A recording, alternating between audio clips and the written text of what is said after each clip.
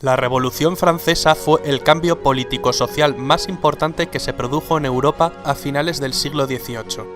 Fue un periodo violento en el que se derrocó el antiguo régimen, para acabar instaurándose un nuevo régimen donde la burguesía, apoyada en ocasiones por las masas populares, se convirtió en la fuerza política dominante. Veamos los detonantes que iniciaron esta revolución. Siglo XVIII. Nos hallamos en Francia. La corriente de pensamiento vigente es el pensamiento ilustrado. Las ideas de gente como Voltaire, Rousseau, Montesquieu han hecho mella en la sociedad. Sostenían que el conocimiento humano podía combatir la ignorancia, la superstición y la tiranía para construir un mundo mejor.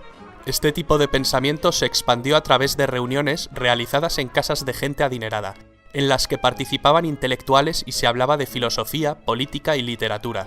Se leía la enciclopedia, una iniciativa de Diderot y d'Alembert que contó en sus sucesivas publicaciones con numerosos colaboradores que escribieron miles de artículos para dejar plasmado el pensamiento ilustrado. La enciclopedia contribuyó al descrédito del sistema. Una sociedad culta que piensa por sí misma era la mejor manera de asegurar el fin del antiguo régimen. Los principios basados en la razón, la igualdad y la libertad estaban presentes en la mentalidad de los franceses. No solo de los franceses, las ideas ilustradas se habían extendido por Europa y sus colonias. Al otro lado del océano, la Ilustración había servido de impulso para que un 4 de julio de 1776 las 13 colonias norteamericanas consiguieran su independencia. Francia se hallaba bajo el dominio de una monarquía absolutista. Reinaba por entonces Luis XVI, que estaba casado con María Antonieta. El poder del rey y de la nobleza eran la base de este régimen. El Estado se encontraba en una situación económica bastante precaria. Los gastos militares y las malas cosechas crearon una gravísima situación social. El pueblo pasaba hambre, mientras el lujo y el despilfarro del rey y la nobleza continuaban como si nada, endeudando más las arcas del Estado. La mentalidad ilustrada más el descontento social provocaron el caldo de cultivo perfecto para que estallara la revolución. Pero antes vamos a ver cómo estaba dividida la sociedad francesa. La sociedad estaba compuesta por 3 sectores sociales llamados estados. El primer estado era la Iglesia, no pagaba impuestos. Recibía de los campesinos el diezmo, es decir, la 10ª parte del producto de sus cosechas. Solo la Iglesia podía legalizar casamientos, nacimientos y defunciones, y la educación estaba en sus manos. El segundo estado lo componía la nobleza, dueños de las tierras. La nobleza tampoco pagaba impuestos. Los campesinos les pagaban un tributo y solo podían venderles sus cosechas a ellos. Era una casta encerrada en sí misma. El primer estado y el segundo estado, es decir, el clero y la nobleza, sumaban un 3% de la población.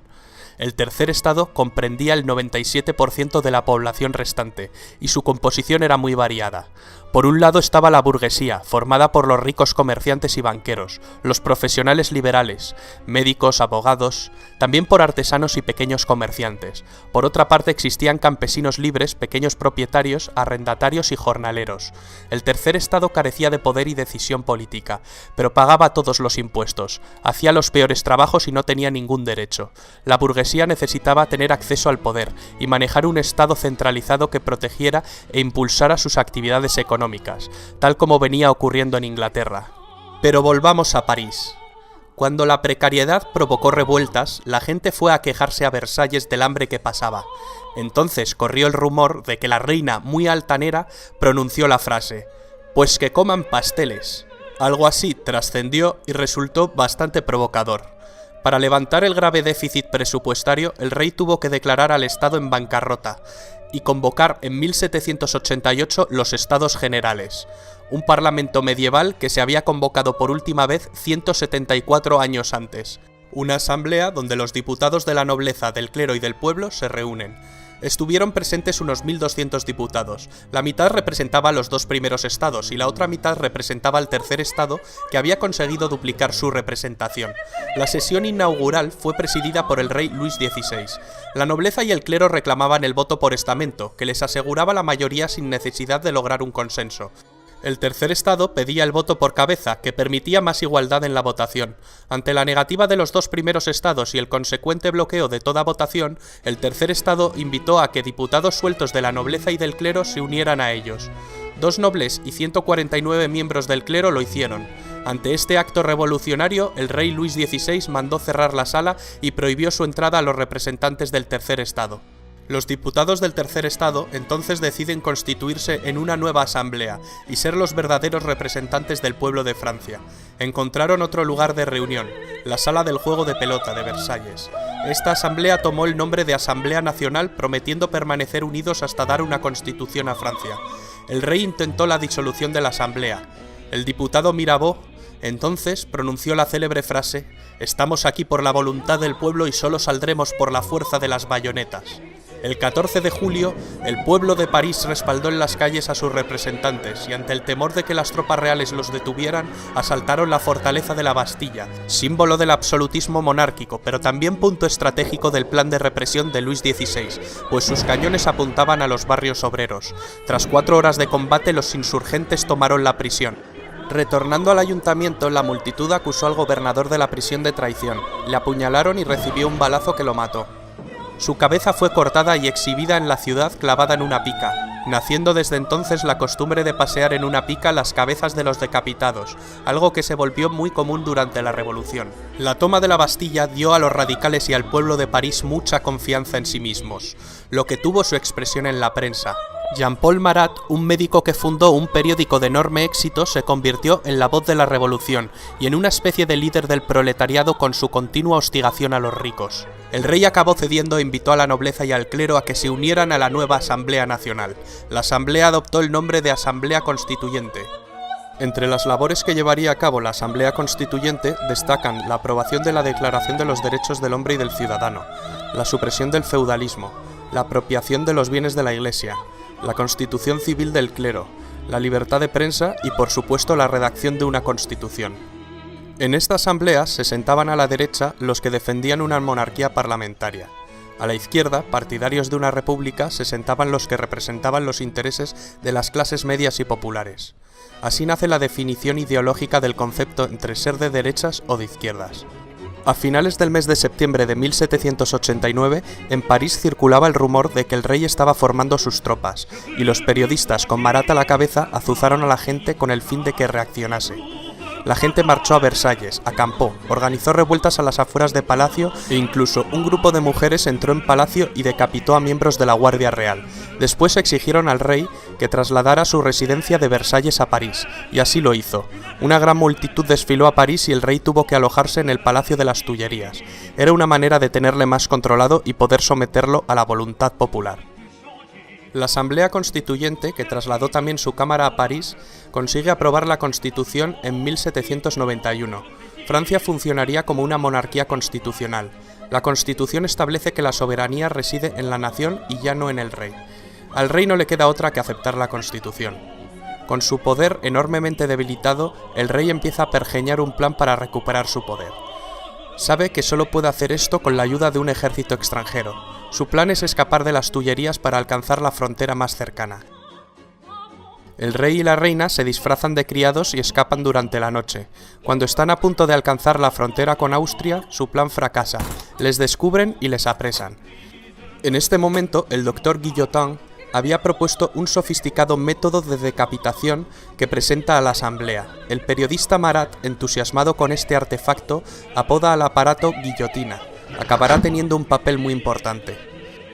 Con los reyes presos y por miedo a un ataque inminente, la asamblea se anticipa y declara la guerra a Austria, el país de la familia de María Antonieta. Pronto Prusia se une a Austria. El 10 de agosto de 1792, las masas asaltaron el Palacio de las Tullerías y la Asamblea Legislativa suspendió las funciones constitucionales al rey. La Asamblea acabó convocando elecciones con el objetivo de configurar por sufragio universal un nuevo parlamento que recibiría el nombre de Convención Nacional. Aumentaba la tensión política y social en Francia, que además se encontraba en guerra e iba cediendo territorios ante sus enemigos. El nuevo parlamento elegido, compuesto fundamentalmente por los jacobinos con Robespierre a la cabeza y los girondinos de corte más moderado, deciden abolir la monarquía y proclamar la república. Abren un juicio al rey por traición que finalmente es condenado a muerte. Muere ejecutado en la guillotina. La reina María Antonieta acabaría corriendo la misma suerte y sería ejecutada más adelante. La revolución se había radicalizado. Durante este periodo se produjo el ajuste de cuentas entre los jacobinos radicales y los girondinos moderados. El sanguinario Marat arremete en su periódico contra los moderados y publica listas de supuestos traidores a la revolución. Esto acabaría con Marat asesinado, mientras se daba un baño en su casa. La consecuencia: Marat se convirtió en un mártir, en una leyenda de los radicales. La Convención Nacional redactó una nueva constitución. Creó también un nuevo calendario, según el cual el año 1792 se convertiría en el año 1 de su nueva era. Cambiaron los nombres de los meses: floreal, brumario, germinal. Se quitó la semana con el fin de suprimir las connotaciones religiosas del domingo y cada mes se dividiría en 3 periodos de 10 días. Los grandes oradores Robespierre y Danton son las figuras revolucionarias que cobraron más protagonismo en este momento. El poder legislativo de la nueva república estuvo a cargo de la Convención, mientras que el poder ejecutivo recayó sobre un órgano de nueva creación, el Comité de Salvación Pública, con el fin de salvaguardar la República. Este órgano cayó bajo el mando del jacobino Robespierre. Los jacobinos desataron lo que se denominó el Reinado del Terror, entre 1793 y 1794, una especie de dictadura jacobina. El experimento republicano francés acabó evolucionando en un régimen terrorista. Entre 10.000 y 40.000 personas fueron guillotinadas ante acusaciones de actividades contrarrevolucionarias. Los inclementes responsables del terror sirvieron mal a los ideales que decían defender. Sacerdotes y miembros de la nobleza fueron guillotinados. Mientras tanto, en la guerra en la frontera, un joven general está comenzando a ganar algunas batallas para la República Francesa. Se llama Napoleón Bonaparte, pero en el interior una rebelión que llegó a convertirse en una verdadera guerra civil enfrentó a los partidarios de la Revolución Francesa y a los contrarrevolucionarios. Se denominó la Guerra de la Vendée.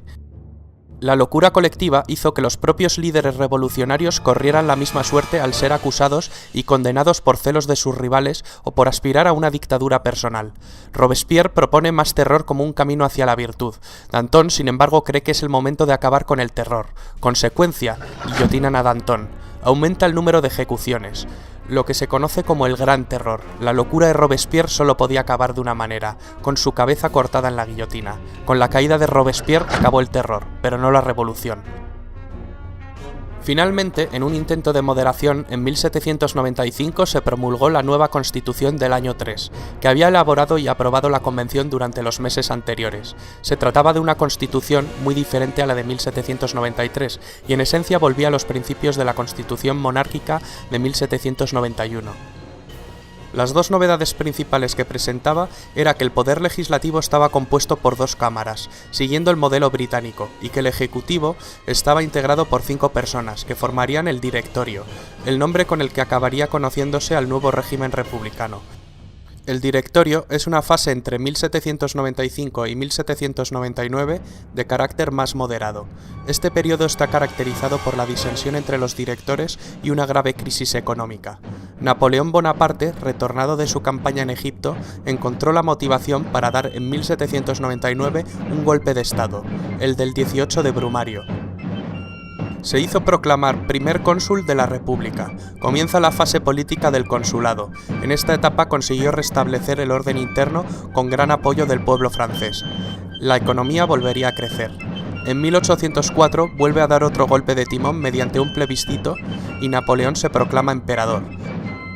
Para muchos historiadores aquí acabó la revolución, pero el grito de la revolución aún pervive hoy en día en todas partes. Libertad, igualdad y fraternidad. Estas palabras cambiaron la historia de Occidente para siempre.